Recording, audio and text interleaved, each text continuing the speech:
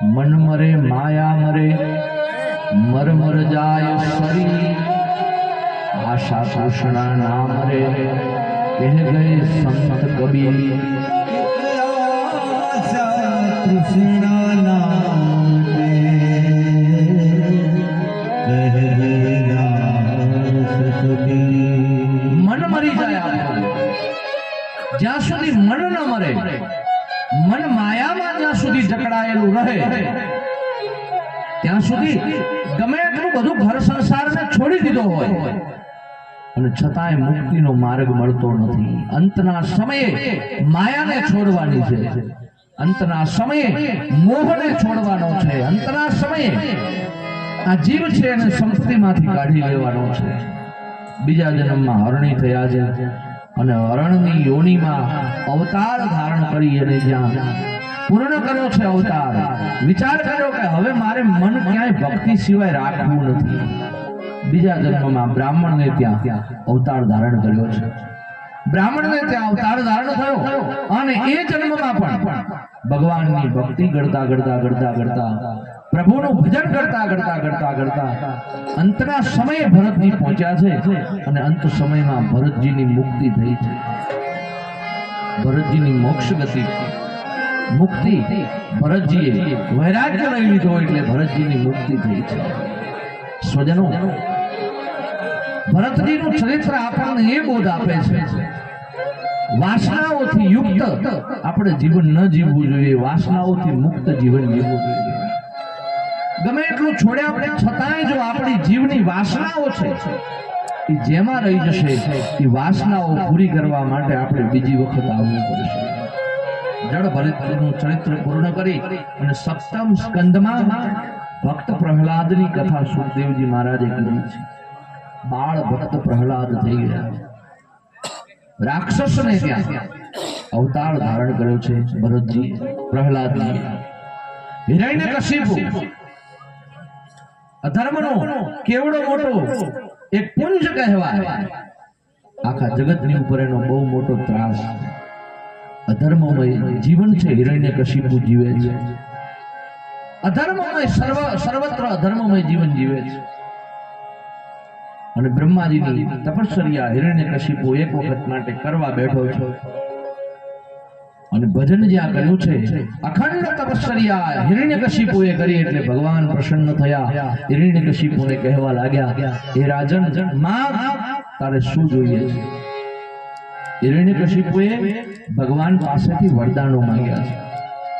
પ્રભુ, મને વરદાન આપો, મને કોઈ માણસ મારી ન શકે, કોઈ પશુ મારી ન શકે, હું રાત્રે ન મરું, હું દિવસે ન મરું, હું લોખંડથી ન મરું, હું કોઈ ધાતુથી ન મરું, હું ઘરમાં ન મરું, હું બહાર ન મરું, હું આકાશમાં ન મરું, હું પૃથ્વી ઉપર ન મરું. પ્રભુ, આવું મને વરદાન આપો. ભગવાન ભક્તિને આધીન થયેલા છે એટલે પ્રભુએ તથાસ્તુ કહ્યું છે, જા, તને આ બધા વરદાનો હું આપું છું. અને આવા કોઈ વસ્તુથી જગતમાં ન મરવાનું વરદાન જ્યારે હિરણ્યકશિપુને મળ્યું એટલે એણે આવી અને ધરતીની ઉપર ત્રાસ ગુજારવાનું શરૂ કર્યું છે. પોતાના રાજ્યમાં સૂચના આપી દીધી છે, કોઈએ ભગવાનનું નામ નથી લેવાનું, બધાએ મારા નામની માળા જપવાની છે. આ સમગ્ર સર્વત્ર આ જગતને, આ રાજ્યને ચલાવનાર હું છું. જે કોઈ ભગવાનનું નામ બોલે છે એને સજા આપે છે, સજા કરે છે. અને એવા હિરણ્યકશિપુને ત્યાં એક બાળ ભક્ત પ્રહલાદનો જન્મ થાય. ભગવાનનો જીવ છે, પરમાત્માએ મુક્તિ માટે મૂકેલો જીવ છે. એટલે બાલ્યાવસ્થાથી જ પ્રહલાદજી છે ભગવાનના ભક્ત થયા છે. પિતાને સ્વીકાર્યા નથી. મારો બાપ એ મારો બાપ છે, પણ મારા બાપને ચલાવનારા જગતમાં કોઈક બાપ બેઠો છે. આ સમગ્ર સૃષ્ટિનું સંચાલન કરવા વાળો કોઈ છે. કયાધુએ કેવા સંસ્કારો આપ્યા છે? માં સંસ્કારો બાળકને આપે તો જ બાળક મહાન બને છે. બાળકનું જ્યારે નાનપણમાં ઉંમર એની જ્યારે 5 વર્ષની, 5 વર્ષથી ઉપરની ઉંમર જ્યારે થતી હોય ત્યારે બાળકને ખૂબ સંસ્કારો આપવા જોઈએ. અને આજે બાર વ્યાસપીઠ ઉપરથી હું સંસ્કારોની વાત એટલા માટે કરું છું કે આપણને પાઠશાળામાં આ બધું ક્યાંય સ્કૂલમાં ભણવામાં મળતું નથી. સંસ્કારો મા બાપે જ આપવા પડે છે. આ દેશ જ્યારે ગુલામ થયો ત્યારે આ ભારતની શિક્ષણ પદ્ધતિને તોડી નાખવામાં આવી. મેકોલો નામના અંગ્રેજે જોયું કે આ દેશ બળવાન છે, આને કોઈ દિવસ ગુલામ નહીં બનાવી શકીએ, અને જો ગુલામ બનાવવો છે તો આ દેશની શિક્ષણ વ્યવસ્થાને તોડવી પડશે. એટલે એણે નાલંદા, તક્ષશિલા જેવી મોટી મોટી વિદ્યાપીઠો જે આ દેશને મોટા મોટા સંત પુરુષો પ્રદાન કરતી હતી એ બધું સાહિત્ય છે સળગાવી દીધું છે. અને પછી એણે માત્ર ને માત્ર એક સારો નોકરિયાત પેદા થાય એવી શિક્ષણ પદ્ધતિ આપી દીધી છે. એટલા માટે એમાંથી ધર્મની બાબત નીકળી ગઈ છે, નહીતર શિક્ષણ અને ધર્મ બે સાથે જોડાયેલું છે. ધર્મના સંસ્કારો શિક્ષણની સાથે પીરસવામાં આવતા હતા. હવે આજે બે નોખું થઈ ગયું છે. ધર્મની બાબત શિક્ષણથી અલગ કરી દેવામાં આવી, એટલે આ બધા સંસ્કારો આપણે બાળકને આપવા પડે છે. બાળકને નિર્ભય બનાવો. એમને એમ કાંઈ વીર ભગતસિંહ જેવા મહાપુરુષો ફાંસીના માંચડે નહીં ચડી ગયા હોય. એને એની માતાએ કેટલા નિર્ભય કર્યા છે. સ્વજનો, આપણો દેશ નિર્ભયતાનો દેશ છે. આ દેશની ધરતી કેવી છે? આ દેશની ધરતી, આ દેશની ભૂમિ સોનાની ચીડિયા ભારત વર્ષ કહેવાતો હતો. એવી મહાન પરંપરાનો સનાતન ધર્મથી ચાલી આવતી આપણી સંસ્કૃતિ ધરાવતો દેશ. આ દેશની ભૂમિ કેવી? जहाँ डाल डाल पर सोने की चिड़िया करती है बसेरा, वो भारत देश है मेरा, वो भारत देश है मेरा. जहाँ डाल डाल पर सोने की चिड़िया करती है बसेरा, वो भारत देश है मेरा, वो भारत देश है मेरा. जहाँ सूरज सबसे पहले आके डाले अपना डेरा, वो भारत देश है मेरा, वो भारत देश है मेरा. जहाँ सूरज सबसे पहले आकर डाले अपना डेरा, भारत देश है मेरा, वो भारत देश है मेरा.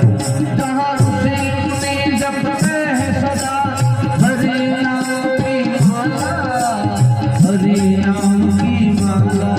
हरि ओम हरि ओम हरि ओम. जहाँ ऋषि मुनि जपते हैं सदा हरि नाम की माला, हरि नाम की माला. जहाँ इकबाल गरीब को भजे और एक रहने वाला, देश है मेरा, वो भारत देश है मेरा. जहाँ डाल डाल पर सोने की चिड़िया करती है बसेरा, वो भारत देश है मेरा, वो भारत देश है मेरा. जहाँ डाल डाल पर सोने की चिड़िया करती है बसेरा, वो भारत देश है मेरा, वो भारत देश है मेरा. બાળકને ખૂબ સંસ્કાર આપો. માં કયા તો સંસ્કાર આપ્યા છે? બેટા, તું જે રસ્તે જાય છે એ સાચો રસ્તો છે, અને ધર્મનો માર્ગ, પ્રભુનો વિશ્વાસ લઈને ચાલનારો આ માણસ જગતમાં કદી દુઃખી થતો નથી. પણ આપણો ભરોસો તૂટી જાય છે. ભરોસો જીવનમાં જો દ્રઢ હશે.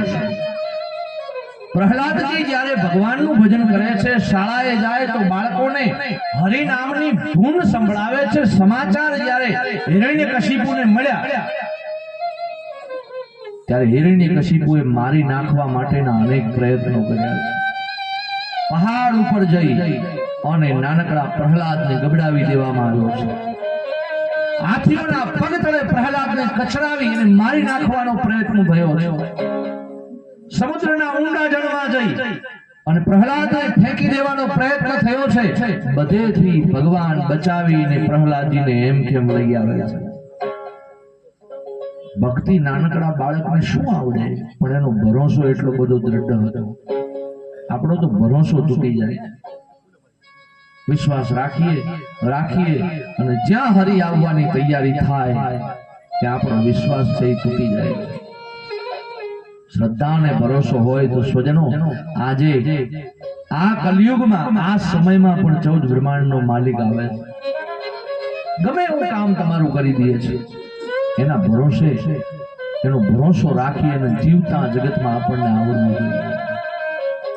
રાજસ્થાનમાં બિચ્છુવાડા કરીને એક ગામ છે,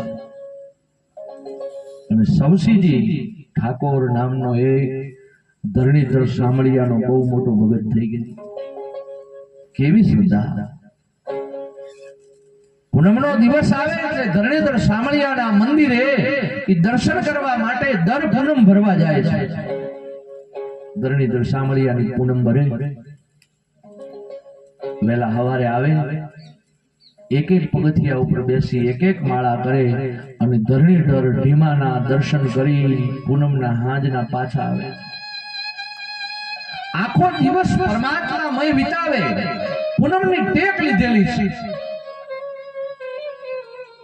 દર પૂનમે આવે. એક દિવસ એવું બન્યું,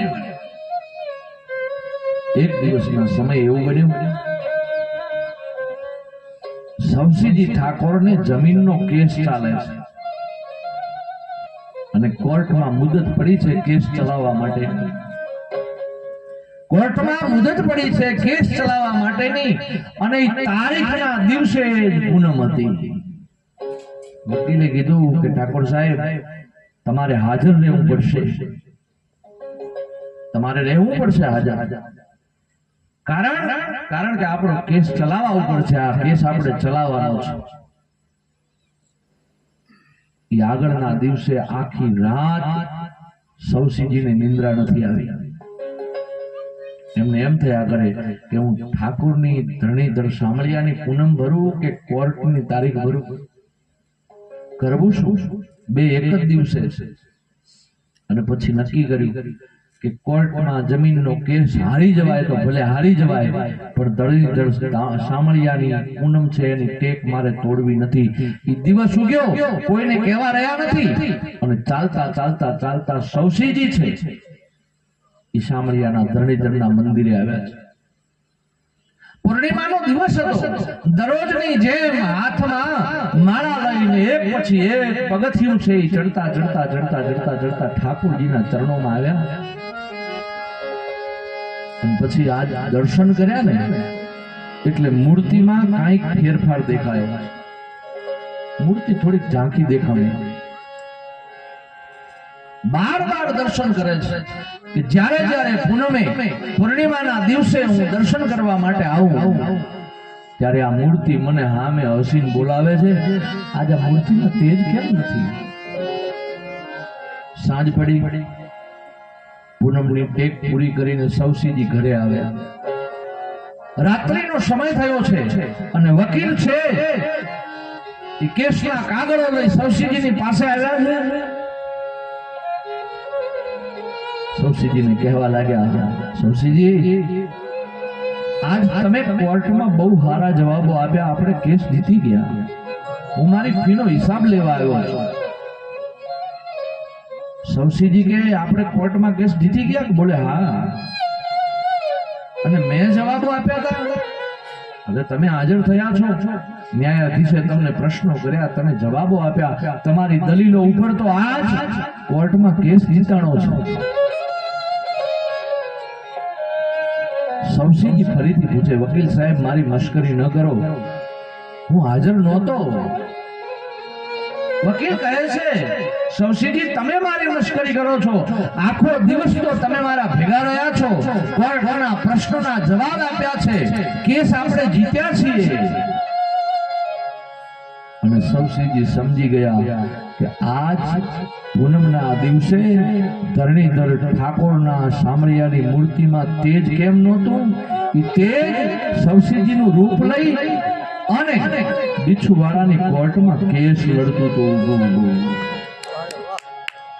બીજું કોઈ નહીં, મારો ધરણીધર સાંભળ્યો સૌસીજીનું રૂપ લઈને કોર્ટના કેસ લડવા આવે છે. સ્વજનો, આપણો વિશ્વાસ પાકો હોય, દ્રઢ હોય, પરમાત્મા ક્યારેય એના વિશ્વાસે રહેનારને ક્યારેય દુઃખી કરતો નથી. પણ આપણો વિશ્વાસ તૂટી જાય છે. પ્રભુની ઉપર ભરોસો છે પ્રહલાદજીને.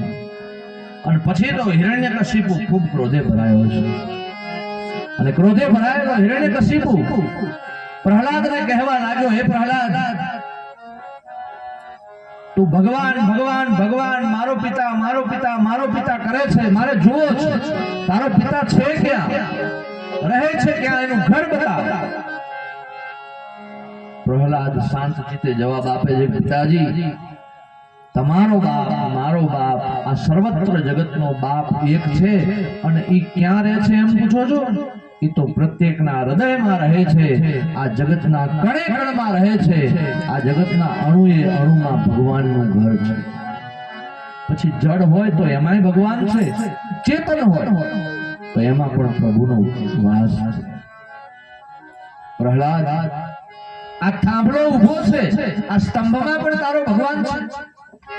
હા પિતાશ્રી, આ થાંભલામાં મારો ભગવાન છે.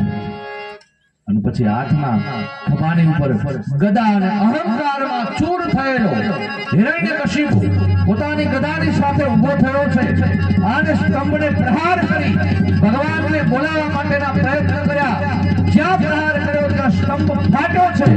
અને સાયંકાળના સમયે ભગવાન નરસિંહનું રૂપ ધારણ કરી પ્રગટ થયા છે. અડધું સિંહનું રૂપ, અડધું નરનું રૂપ અને ક્રોધાયમાન રૂપ થઈ ભગવાને હિરણ્યકશિપુને તુરંત પકડી લીધો. હિરણ્યકશિપુને ભગવાને પકડ્યો છે. ઉંબરાની વચ્ચે લઈ આવ્યા છે.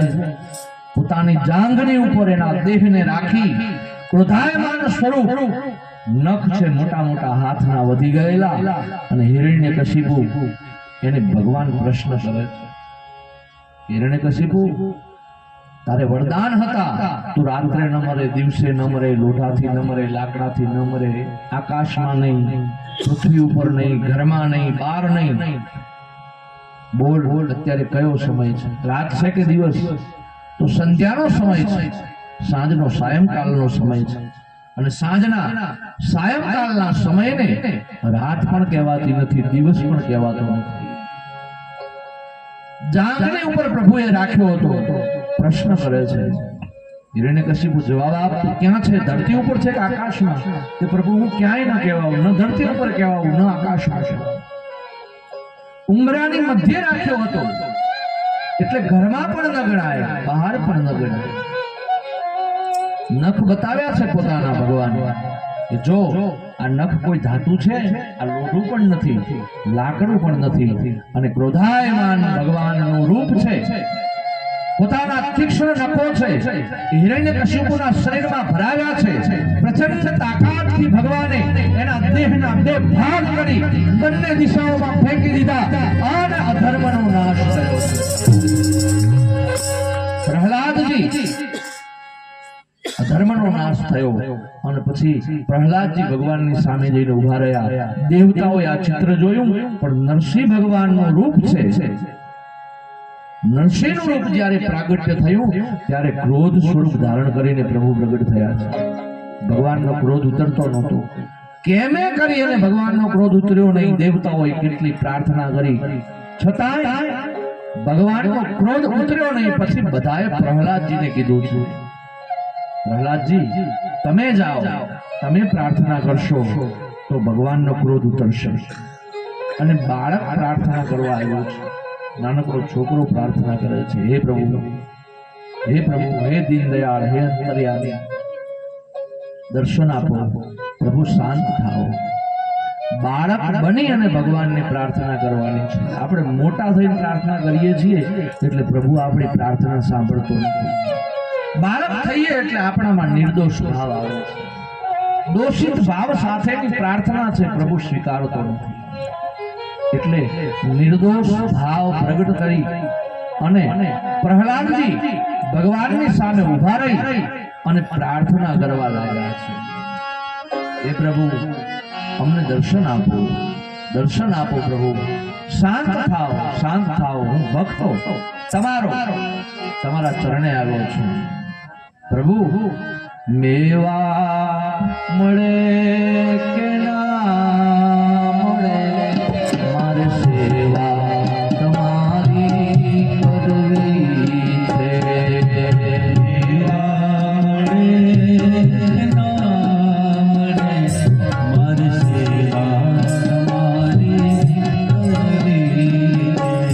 પ્રભુ મુક્તિ મળે કે ના મળે, મારે ભક્તિ તમારી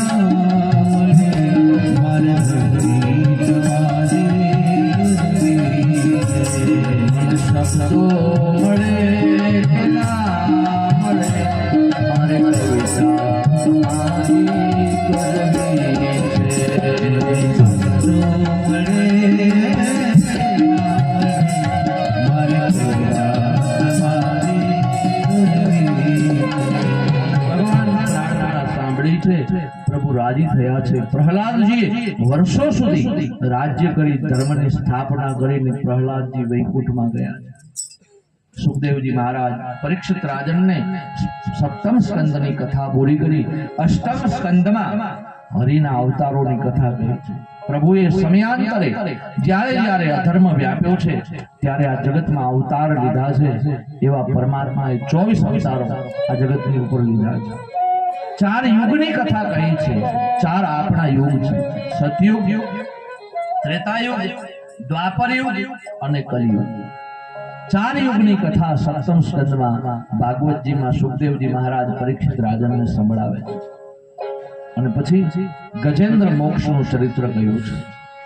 ગજ નામનો હાથી પોતાની હાથણીઓની સાથે બચ્ચાઓની સાથે સમુદ્રમાં સરોવરમાં સ્નાન કરે છે. શુંડ ભરી ભરી પાણી ઉછાળી આનંદ વ્યક્ત કરી રહ્યો હતો અને એમાં સરોવરમાંથી મગર નીકળ્યો છે અને હાથીનો પગ પકડી લીધો છે. પગ પકડી અને હાથીનો પગ પકડી હાથીને જળમાં ઉડે ઉડે ખેંચવા લઈ જઈ રહ્યો છે. એટલે હાથણીઓ અને બચ્ચા અને બધા ભાગી ભાગી કિનારાની ઉપર આવી ગયા છે. હાથી પુકાર કરવા લાગ્યો, મને કોઈ બચાવો, મને કોઈ મદદ કરો, મને કોઈ મદદ કરો. બધા દોડી દોડીને કિનારા ઉપર આવી ગયા છે. સ્વજનો, ગજેન્દ્ર મોક્ષનું ચરિત્ર આપણને એ બોધ આપે છે, જગત આવું સ્વાર્થી છે. અંતની વેળા આવે એટલે દુનિયા છે હાથ ઊંચા કરી દે છે. હાથી વિચાર કરવા લાગ્યો, જેના ભરણ પોષણ માટે થઈ મેં મારું આખું આખું વિતાવી દીધું, એ મને બચાવવા માટે પણ ન રહ્યા. બાળકો પણ નીકળી ગયા, પત્ની પણ નીકળી ગઈ. જેમ જેમ મગરનું બળ વધ્યું છે તેમ તેમ હાથી છે જળમાં ઉડે ને ઉડે હાથીને લઈ જવાની તૈયારી કરે છે.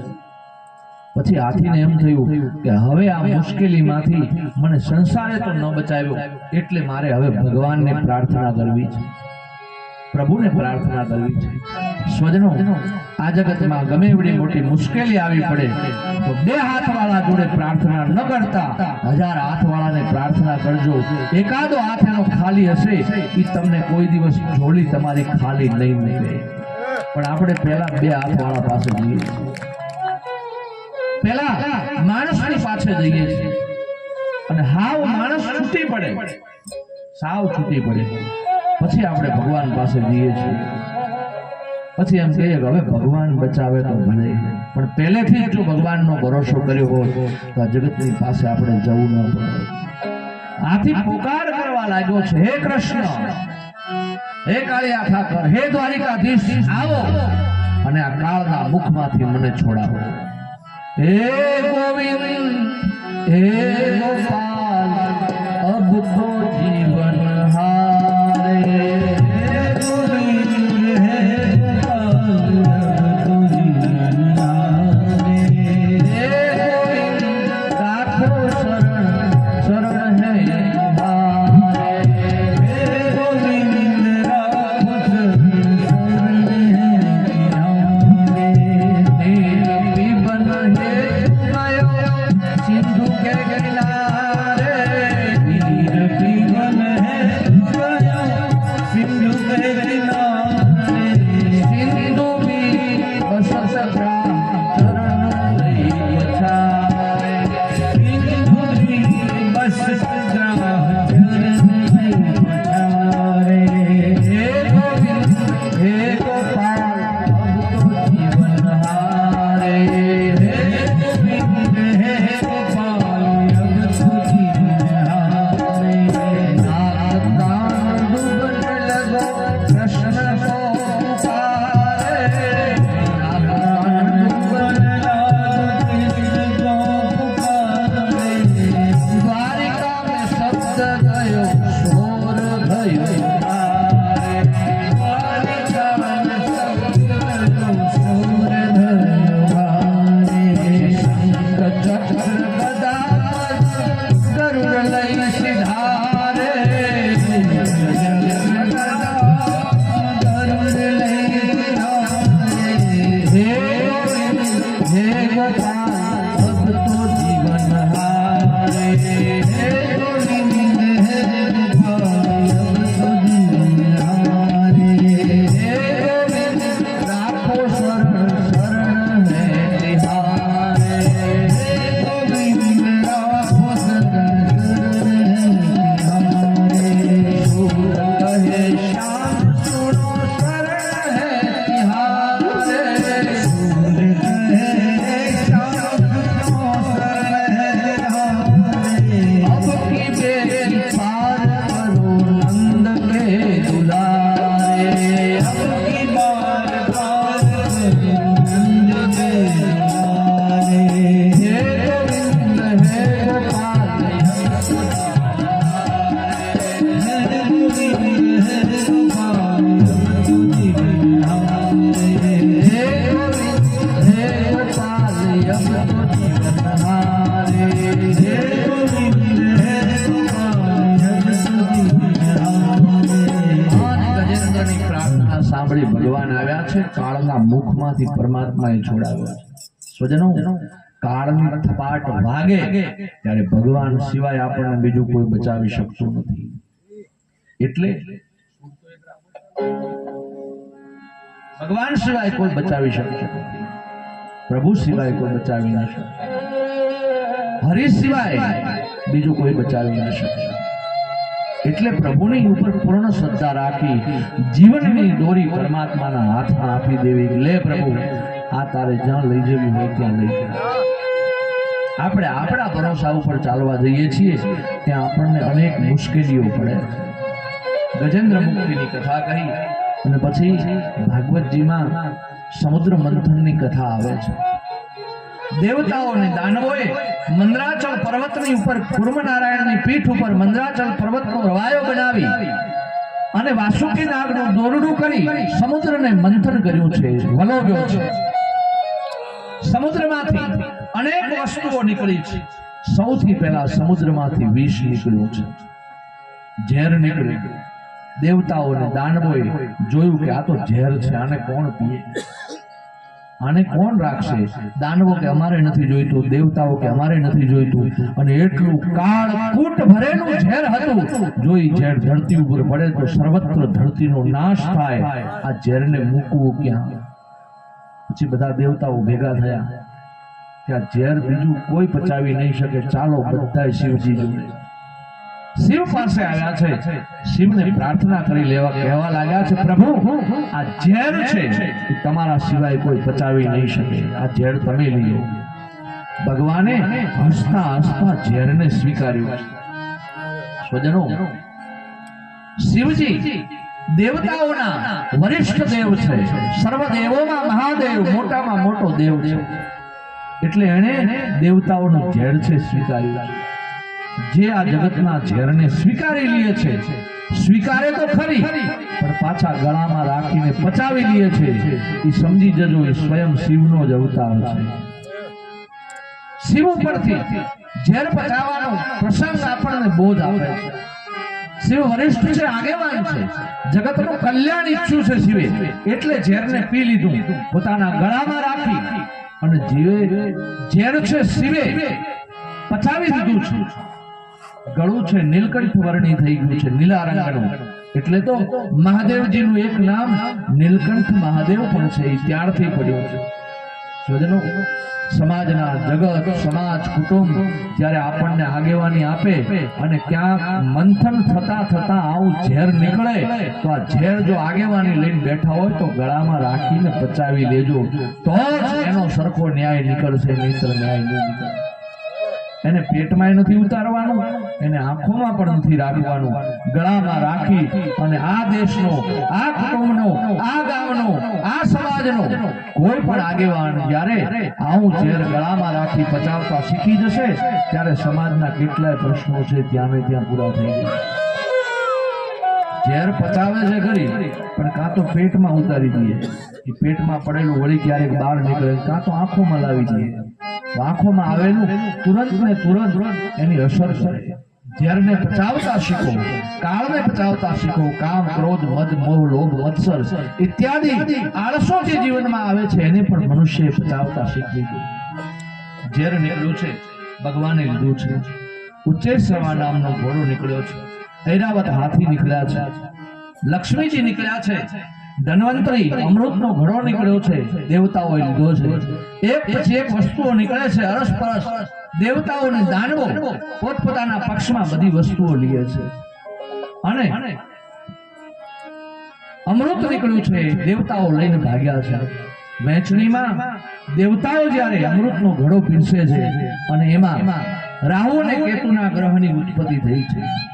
14 સમુદ્ર મંથનની 14 રત્નો નીકળ્યા, એ બધાને આપ્યા છે. સમુદ્ર મંથનની કથા કરી અને સુખદેવજી મહારાજ પરીક્ષિત રાજનને વામન ચરિત્ર સંભળાવે છે. ભગવાન બાળ સ્વરૂપમાં જન્મ લીધો, ધરતી ઉપર બલિનો ત્રાસ વધ્યો અને અધર્મનો બલિ જ્યારે ફેલાવો કરવા લાગ્યો છે ત્યારે ભગવાને વામન સ્વરૂપ ધારણ કરી પ્રગટ થયા છે. બલિ રાજાનો ગુણ છે દાનવીરતાનો, બધું દાનમાં આપી દે છે. અને બલિનો દાનવીરતાનો ગુણ હતો એટલે ભગવાને અવતાર ધારણ કર્યો. વામન રૂપ છે, બલિ યજ્ઞ કરે છે અને યજ્ઞમાં વામન રૂપ લઈ, ભિક્ષા પાત્ર લઈ ભગવાન વામન સ્વરૂપે આવ્યા છે. માગ્યું છે, રાજન તારે ત્યાં યજ્ઞ છે, હું બ્રાહ્મણ આવ્યો છું, દક્ષિણા તારે મને આપવી પડશે. બલિરાજા આપવા માટે તૈયાર થાય છે. ભૂદેવ માંગો, શું જોઈએ? કે મારે બીજું કાંઈ નથી જોઈતું, 3 ડગલા ધરતી જોઈએ. કે આવડી મોટી ભૂમિનો હું રાજા છું, 3 ડગલામાં મારું શું ઓછું થઈ જવાનું છે? પણ 3 ડગલા ભૂમિ માંગી ભગવાને. ભગવાન કહે છે હું માપી લઉં, તમારી આજ્ઞા હોય તો કે માપી લઉં. 3 ડગલામાં સમગ્ર બ્રહ્માંડને પરમાત્માએ માપી લીધું છે, ક્યાંય જગ્યા બચી નહીં. ધરતી લઈ લીધી, આકાશ પાતાળ લઈ, આકાશ લઈ લીધું અને પછી 3જું ડગલું લઈ ભગવાન ઉભા છે. બલિરાજા, તું તારી પ્રતિજ્ઞામાંથી ફરતો નહીં, બોલ હવે આ 3જું ડગલું હું ક્યાં માપું? બલિરાજા કહેવા લાગ્યા છે.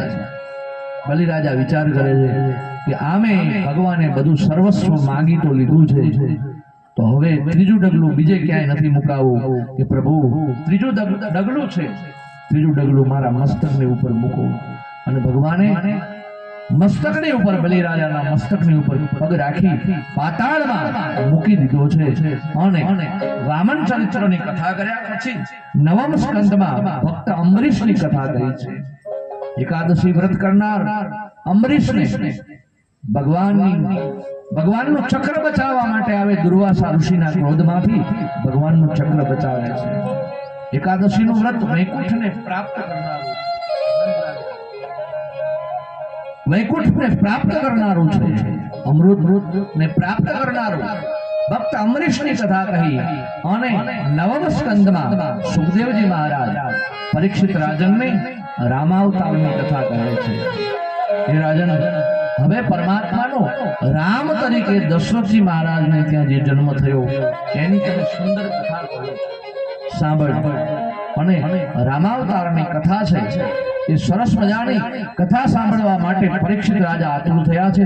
અને સુખદેવજી મહારાજ રામાવતારની કથાની શરૂઆત કરે છે. સ્વજનો, આપણે પણ આપણી કથામાં અહીંયા રામાવતાર કરીએ એ પહેલા આપણે 10 મિનિટ માટે કથાને વિરામ લઈએ અને પછી અહીંયા સુંદર પારણું અને પછી ભગવાન અયોધ્યામાંથી રામ ખેટવા ગામની ધરતીની ઉપર આવશે. આપણે સૌએ દર્શન કરવાના છે. ભગવાનને પારણાથી આપણે પારણું ભગવાનનું